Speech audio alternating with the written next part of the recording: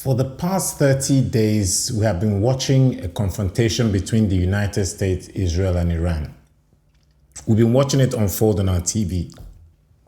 Missiles and drones being flown on both sides. And then negotiations. Now, I don't want to get into the details because you can get that from anywhere. I'm more interested in something deeper. What have we learned from these 30 days? Because beyond the headlines, there are patterns. And those patterns tell us how power really works. Not how it is advertised, but how it actually operates. Welcome to OZ Perspective. On this channel, I take widely accepted global ideas, narrative, and assumptions, and I look at them differently. Because too many things are accepted simply because they have been repeated for a long time. So here the aim is to slow down, think clearly, and question ideas that are rarely questioned properly. See, there are 9 lessons in total. Lesson number 1, independence is expensive, very expensive. Not just in money, but in blood, in infrastructure, in long-term stability of any country that wants to be independent. So if a country decides it cannot be controlled, truly cannot be controlled, then it must be prepared to pay the price. And that's what we're seeing now, being reinforced every single day. You see, the more independent you are, the more pressure you attract. To many people, independence sounds good as an abstract concept, but in reality, it's one of the most costly decisions a nation can make. And very few nations are actually willing to pay the full price. So, lesson number 2, Israel has limitations. You see, Israel is not as powerful or self-sufficient as many assume. You see, Israel has famous secret service, the Mossad. We see them on movies and we hear the rhetoric. But when it comes to confronting a country like Iran with depth, advanced technology, disciplined army, and asymmetric capability, Israel does not act alone. There is always support, American logistics, European firepower, and political backing. They often share intelligence with Israel as well. So the idea of complete military independence, the kind that you hear about in political speeches, does not quite hold up under pressure. Lesson number 3, power has limits. See, even the most powerful country in the world has limits. The United States has everything. Shiny weapons, CIA intelligence service, precision-guided missiles, even satellite systems that can read a license plate from space. A military budget larger than the next 10 countries combined. And yet, it still has to negotiate and come to a table with Iran. Yes. Because it cannot simply dictate all the outcomes.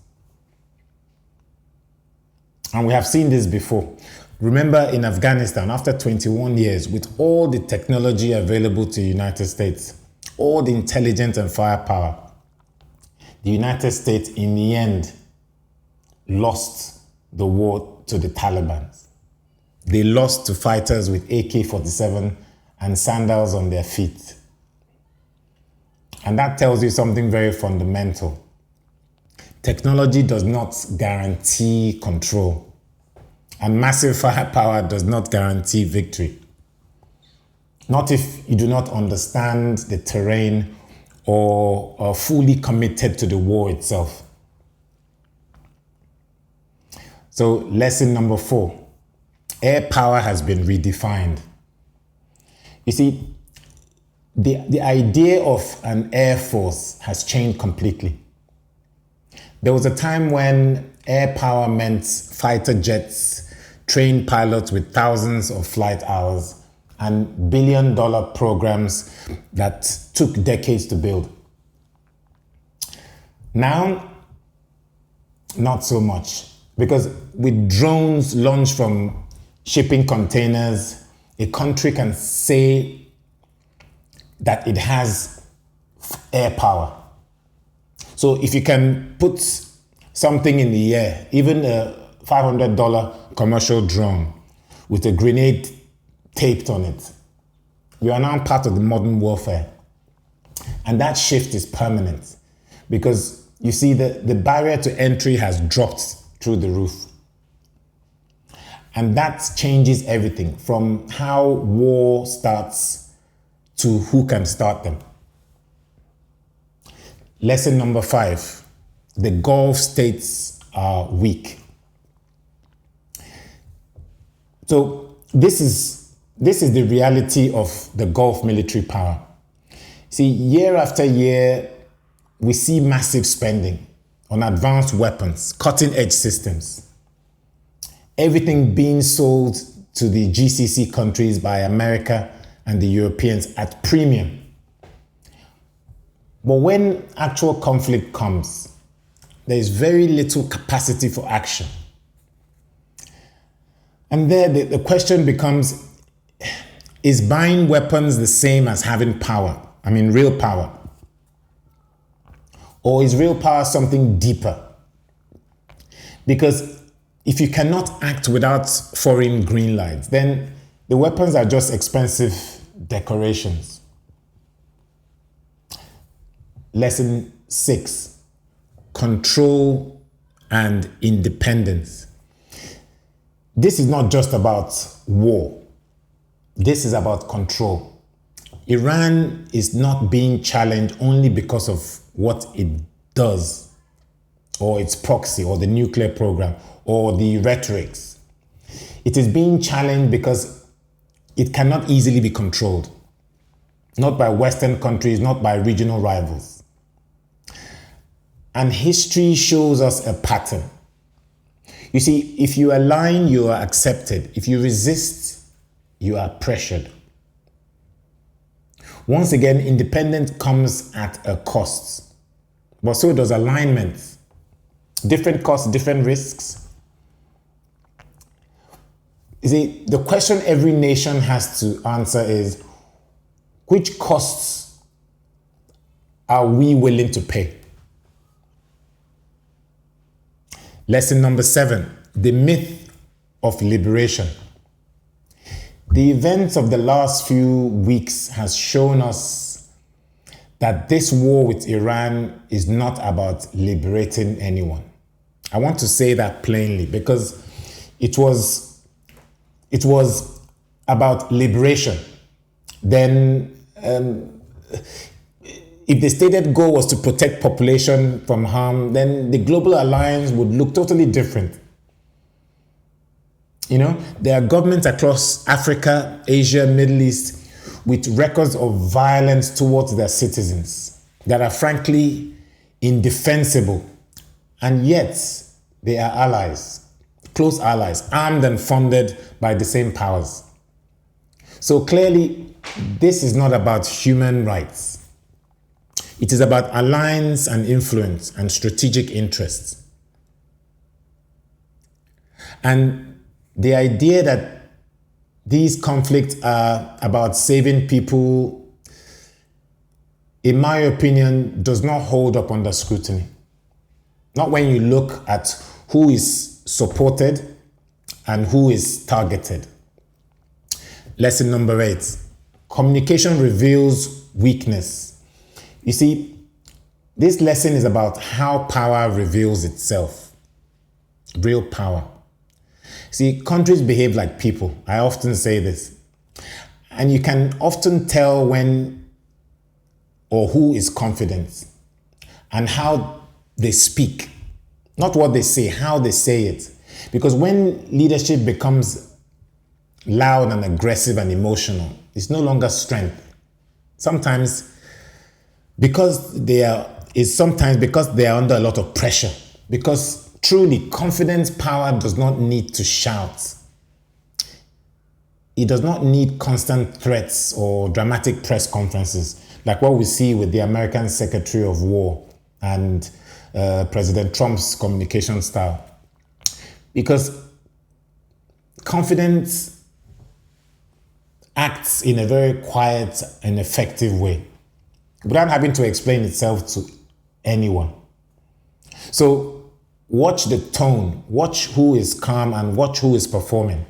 Then it tells you more about the person than the missile counts. Lesson number 9, false divide.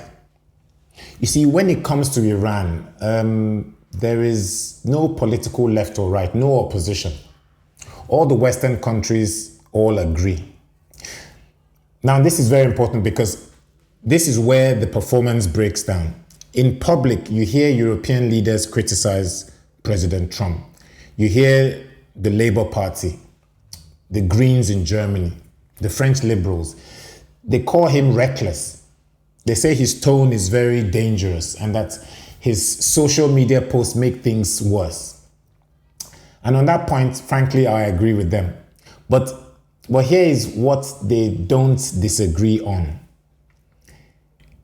The demonization of Iran, the sanctions, the narrative that Iran is the primary threat, the assumption that pressure is the correct answer. They're all aligned on these points.